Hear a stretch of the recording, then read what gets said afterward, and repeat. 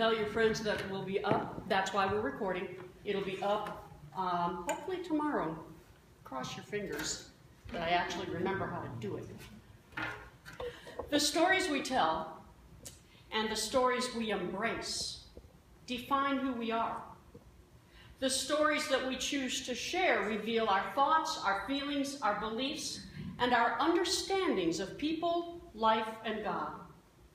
The stories that we choose as our own remind us of who we are and who we want to be. Now, stories may be based on fact, but let's face it, stories usually get to be embellished facts.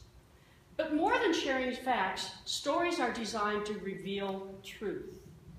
Truth about life, truth about God, truth about others. Now, I suspect there are many stories surrounding my birth. But the story my mother told me many, many, many times and the story that I choose to embrace and remember was the story about how I got my name. My mother told me that my sisters named me. Their favorite little golden book was Dr. Dan the Bandage Man. And they read it constantly, or had it read to them constantly. Dr. Dan's little sister was named Carly. And so my sisters started calling me Carly long before I was born.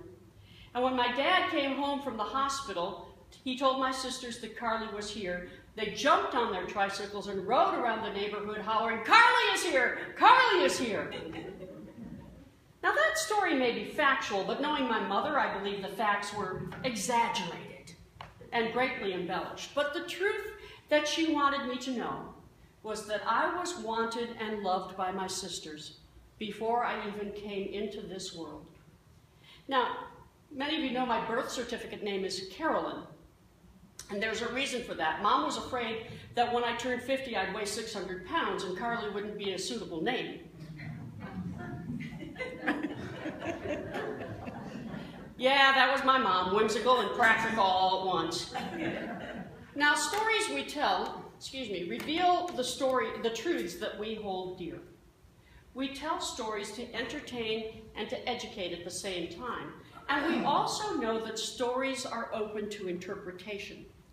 The truth that I hear in a story may be different from the truth that you hear in a story.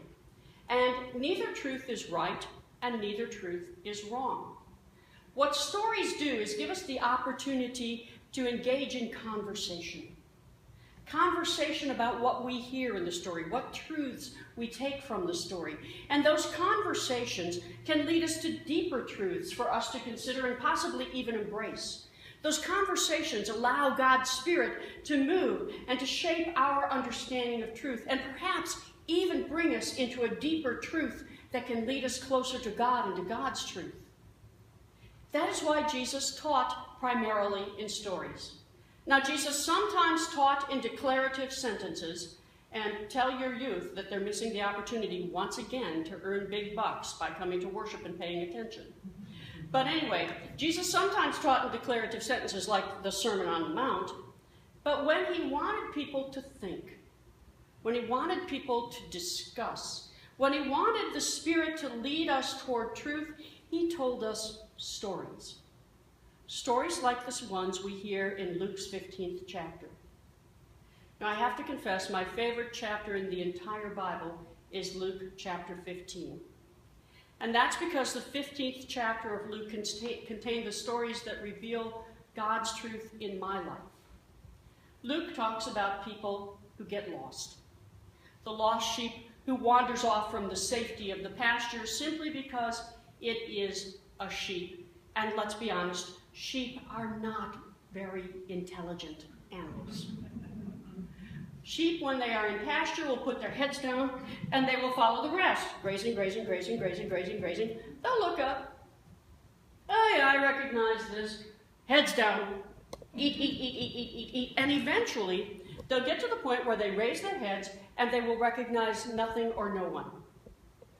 At that point, sheep, not being very bright, cannot retrace their steps because they don't remember their steps. They simply lay down and wait for somebody to come find them. When the shepherd comes to find them, he can't say, "Come on, Fluffy," We're going to go home. Oh no, Fluffy lays there until the shepherd picks Fluffy up and carries Fluffy home on his shoulders. Sheep are not bright. Now the coin in the second story got lost through no fault of its own. The coin was simply misplaced. We don't know how, we don't know why. We just know that the woman misplaced that coin. And in both stories, the shepherd and the woman looked until they found that one lost sheep or that one single coin. It doesn't matter how many sheep they had. It doesn't matter how many coins they had. One was lost. And the shepherd and the woman looked until they found that lost sheep or that lost coin. And when the lost were found, they rejoiced. And not only did they rejoice, but everyone they knew came and rejoiced with them. Now those stories speak God's truth to me because they tell the story of my life with God. I don't know about you, but I have a propensity for getting lost, for being human and wandering away from God. Too often I let the circumstances of life misplace me from a position close to God.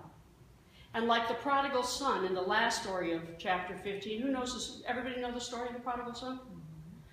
Well, the prodigal son, just a brief recap, decided he didn't want to wait for dad to die. He wanted his inheritance now. And instead of investing it in a 401k or a mutual fund, he ran off to a foreign land and invested it in loose living and loose women. When he finally ran out of everything and had no friends, he ended up working feeding pigs, which no self-respecting Jewish boy would be caught dead doing. He came to himself, and he went home, not to ask Dad to make him a son again, he knew he'd blown that, but rather to ask God, or to ask his father if he could be restored as a servant. And what did the father do? Ran to him with open arms. The father who had been looking out the window every day, hoping and praying that his son would come back to him. He ran to him with open arms and said, "You are my son. One that was lost is found. One that was dead is alive again." Well, like the prodigal son in the last story of Luke 15, I also went in search of a good time, thinking I really didn't need God in my life at all. 27 years ago, I was lost. And God came to find me in the form of treatment for alcoholism and Alcoholics Anonymous. I had wandered away from God just simply because I was a stupid human. And my behavior had moved me away from God's sight. And let's face it, I was intentionally looking for peace in meaning in all the wrong places. And when I didn't know what else to do, God came to find me. When I was lost and had given up on ever being found, God came to find me. And when I finally turned around and started coming back toward God, God reached out and embraced me with open arms. Friends, God will look for us until God finds us. And no matter how lost, how misplaced, or how low we have sunk, God welcomes us home again with open arms. God and all of heaven rejoices when one who is lost is found again. Now, those are my stories. The 15th chapter of Luke tells the story of my faith. And when someone asks me why I believe any of this faith stuff, and let's be honest, some of it does sound a little fantastic. To those who aren't on the inside, some of it just sounds a little bit like, really? You're making that up? And when someone asks why I would bother to be associated with organized religion, because again, let's be honest, organized religion is a very flawed human institution. Those who think church isn't worth anything accuse us of all the right things. Churches cause problems. Church people can be hypocritical. Churches don't always make the right decisions. Churches and religion have caused wars all throughout the time of history. When they ask me why I would want to belong to such a flawed institution, I tell them the stories. I tell them that I come to worship, to study, and to enjoy the congregation because the congregation, the stories, and worship help me stay in touch with God, the God who comes to find me when I am lost. Now, the mission of Lakeshore Congregation is to expand our ministry in the world in Manitowoc by making new disciples of Jesus Christ for the transformation of the world. How many of you knew that was our mission? Not enough. You're going to hear it much more often. That means, friends, if we want to expand our ministry in the world in Manitowoc by making new disciples of Jesus Christ for the transformation of the world, we have to know how to talk about our faith. We have to know why it is important to us. We have to be able to explain why we are part of a worshiping congregation. We have to explain why we will spend our free time caring for God and God's people. And like the people Jesus spoke to, stories are much more compelling than giving a litany of our beliefs or making a statement of our theology. Most often, when people ask why we believe and why we spend time at church, we end up saying, well, I come to have fun with my friends. This is one time a week when I know I'll meet my friends at church and we can sit down and have coffee and catch up with each other. Or we talk about how much we love the wonderful music. Or we talk about all the good things that we help our church do in the world.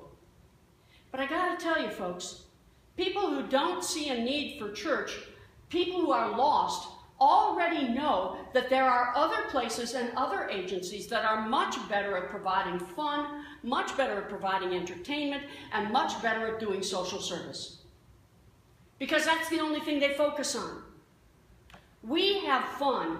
We enjoy being entertained. We do good things for God and God's people because we believe in Jesus the Christ. And if we can't tell the story of why we believe, people aren't going to buy it. Again, drive around on a Sunday morning in between worship. Look where the cars are. They're looking for places that provide much better fun, much better entertainment, and much better social service programs than we do. What we have to offer is the truth of God that has been affecting our lives, the truth of God and the truth of Christ that has transformed our lives. What we have to offer is our story.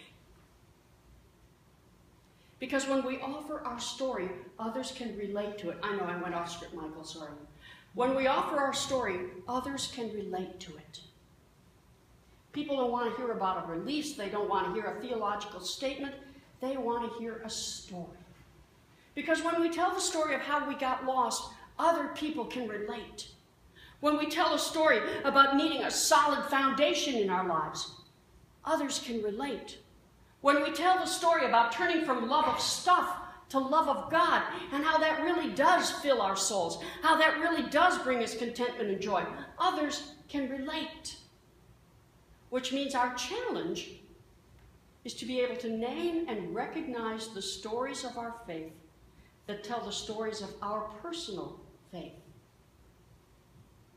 And if we have not found the story of our own personal faith, if you haven't found your story yet, I invite you not only to read the Bible and come to church, but to join me in a 10-week class this fall on Monday nights that will explore the core stories of our faith.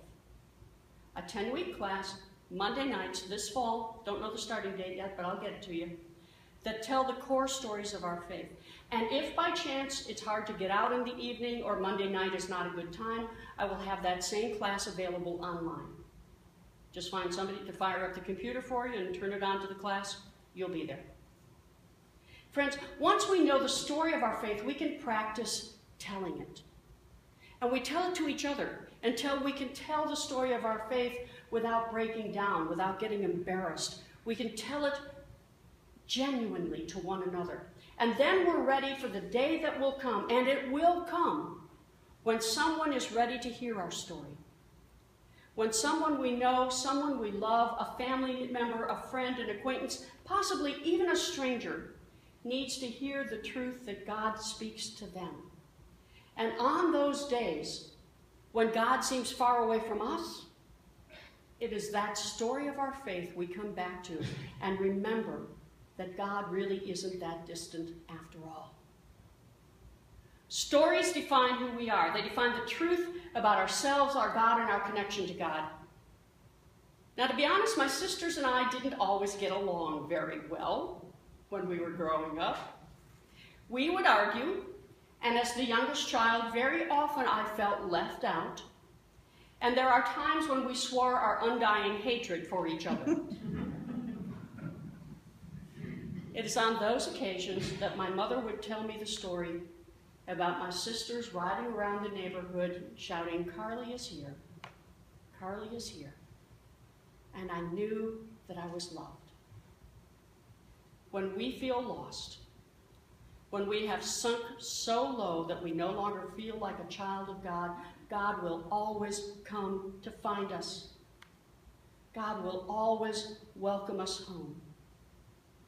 So friends, let's find our stories, and let's be willing and able and ready to tell them, because the day will come when someone needs to hear it. Amen. Amen. Now I know it's